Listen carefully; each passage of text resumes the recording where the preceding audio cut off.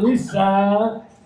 So before I begin, we're not going to talk about this. I don't know where I don't know what happened. I don't know. I was outside for 5 minutes. We're just not going to talk about this. I know it's especially suspect that I walked out of the bar alone, came back in with my girlfriend, and I'm wearing a Maid outfit. But this is not anything like that. So we're done talking about it after this. I must point out, by the way, and again, we're not going to talk about this, so let's not talk about it, but I want to point out that if this is your kink, you have an issue. Can you imagine what woman sees this and it's like, I can actually get into this as well? They would go on and they'd be like, hey, like, how do you sell this? Hey, honey, I have something for tonight. I was thinking maybe we could, I don't know, like role play a little bit or something. How about you work as a Mexican immigrant, cleaning my home for $4 an hour, and I take advantage of that hard work, huh? The only thing that you could get out of it is maybe you could just trick them into cleaning a little bit. It's like, oh, you know, it'd be hot maybe if you like dusted over there a little bit, or I even actually forgot to do my laundry, so maybe we could just, you know, we can clean out that. People are strange. Not me, of course, and we're not talking about this, by the way, but who has seen the show My Strange Addiction? Anybody here has seen it? Let me tell you something, okay?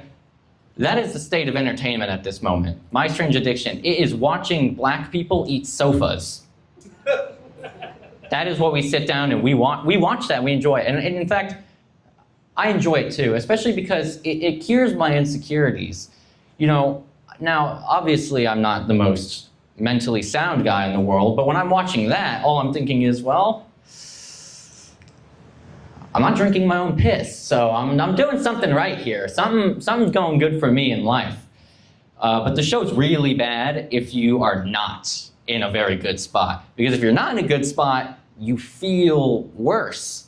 You know, I've had a very terrible addiction in my life, nicotine. It's a killer. I mean, there was like crystal meth too, but you know, we won't talk about that one right now. Nicotine's worse. Yeah, it is worse. See, okay, this is a side note, and this was not written or planned here, but at least with methamphetamine, you can get work done. If you are smoking marijuana, you sit there, you don't want to do anything all day. With meth, let me tell you something. You want to hire that guy.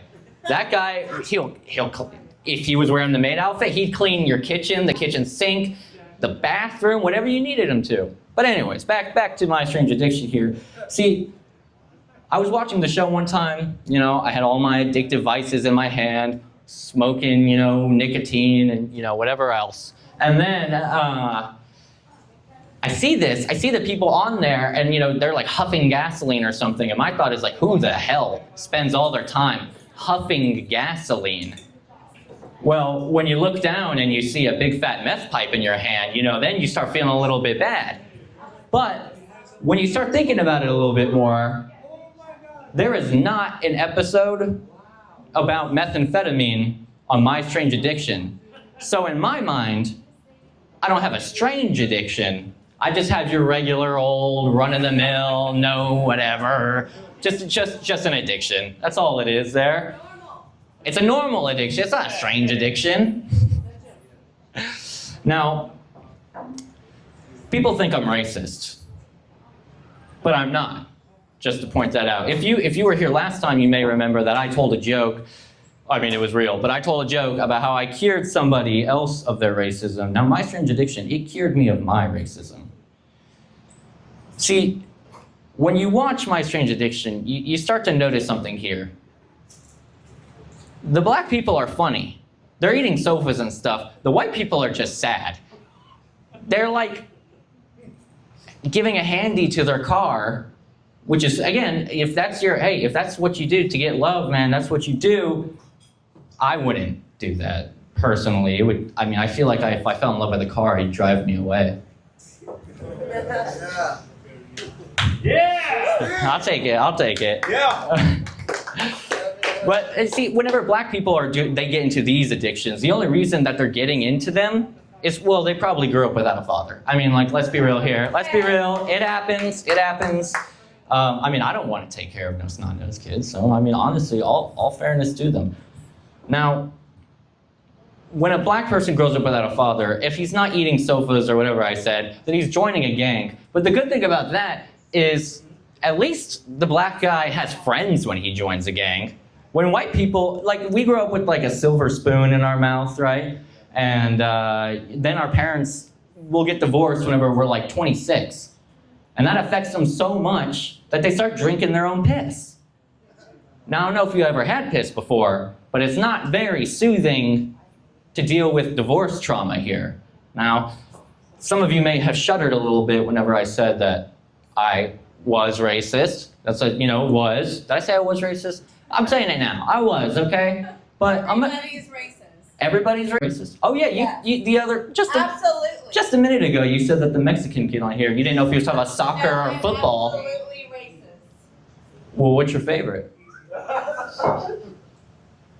That's a whole. I mean, it's more ignorance than racist. Well, why don't you learn more? No, I'm an educator, so I say. You can't educate if you're not educated. No, what I'm trying to say is every race has what we're racist about. I'm a white Mexican, so I'm gonna step out here. Yeah. Hey, No, there's a safe space out there. Actually, She likes don't white need guys. to. It's like it's more ignorance than it is a race. Some of it can be justified. It is. Because I love. Well, no, even I'm a school teacher, so when all this stuff was happening, you're like, What stuff? everybody. I didn't notice anything. Okay, I'll do a little test here. We're gonna test everybody's racism, okay? So I have a question. I'm gonna pose to all of you, and I'll do a show of hands here, right? Show of hands, and this is gonna prove something to all of you, right? I will. Show of hands. Who here likes Indians? Liars. Oh. Liars. Damn. You guys are all liars.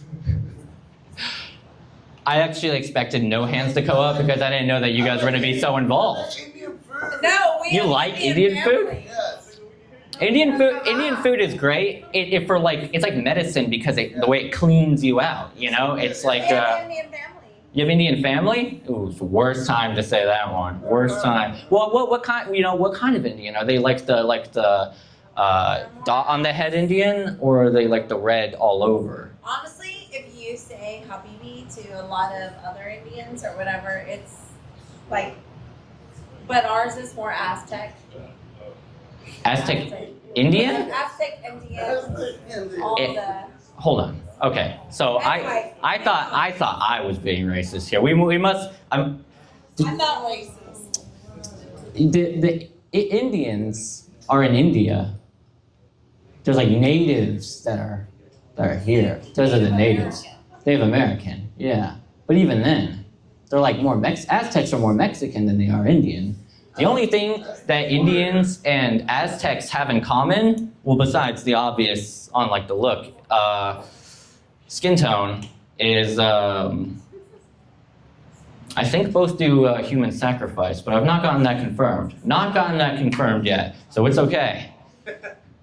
Now, guys, honestly, I feel like up here, whenever we can all come together like this, it makes me feel like a made man. Or,